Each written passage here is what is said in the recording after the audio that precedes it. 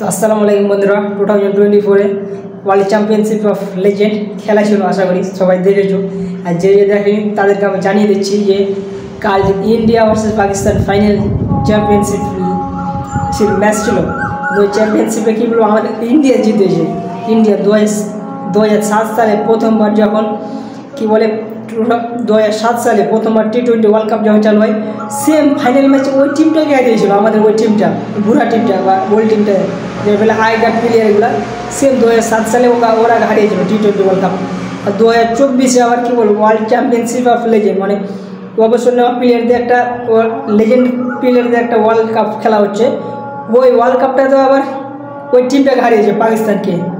2017-তে আমাদেরকে চ্যাম্পিয়নশিপে হারিয়েছিল আমাদের ইন্ডিয়াকে। 2003বার আমনাসামনি ওয়ার্ল্ড ন্যাশনাল টিমে আমনাসামনি হয়েছে। 3বারের ভিতরে 2বার আমরা জিতেছি, জানা মতন আমার, একবার আমরা জিতেছি। আর দুবার আগে জিতেছি তো কী বলো, দুবারই অসাধারণ।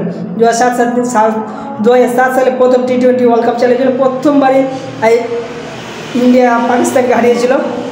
ইন্ডিয়া পাকিস্তানকে হারিয়েছিল। আর আবার 2024 সালে ওয়ার্ল্ড চ্যাম্পিয়নশিপ অফ লেজেন্ড প্রথমবার ওদেরকে আবার হারালো।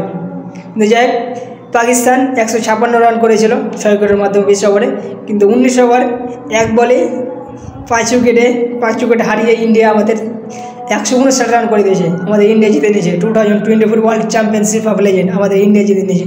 তো তোমাদের কাছে কেমন লাগছে কমেন্ট করে জানাতে পারো। সেম প্লেয়ার ছিল পাকিস্তানের আগের ম্যাচের 2007 সালে 4-5টা প্লেয়ার ছিল, আর আমাদের ইন্ডিয়ার ম্যাচের 2007 সালে 5-6-7টা প্লেয়ার ছিল। সেম প্লেয়ার জোয়ান অবস্থায় হারিয়েছে পাকিস্তানকে, বুড়া অবস্থায় হারিয়েছে পাকিস্তানকে। তো তোমাদের কাছে কেমন লাগছে কমেন্ট করে জানাতে পারো বন্ধুরা।